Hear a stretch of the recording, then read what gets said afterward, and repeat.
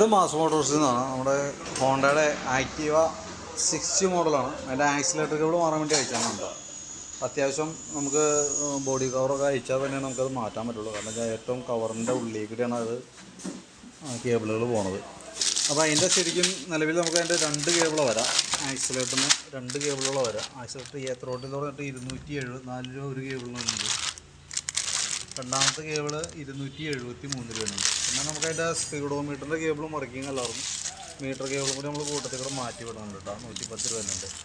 അപ്പോൾ നമ്മളത് ഫുള്ളായിട്ട് നമുക്ക് കേബിൾ ആക്സിലേറ്റർ കേബിൾ അഴിച്ച് മാറുന്നതിൻ്റെയും മീറ്റർ കേബിളൊക്കെ ചേഞ്ച് ചെയ്യുന്നതിൻ്റെയും നോക്കിയിട്ട് കേബിളിൻ്റെ പാർട്സുകളുടെയും ലേബർ ചാർജ് അടക്കമുള്ള ഒരു എസ്റ്റിമേറ്റ് നോക്കിയിട്ട് അതിൻ്റെ ഡീറ്റെയിൽസ് ഒന്ന് വാട്സപ്പിലേക്ക് ഒന്ന് സെൻഡ് ചെയ്തോ കേട്ടോ. അപ്പോൾ നോക്കിയിട്ടൊന്ന് റിപ്ലൈ ഇട്ടാൽ മതി. Work complete ആവണുള്ളൂ.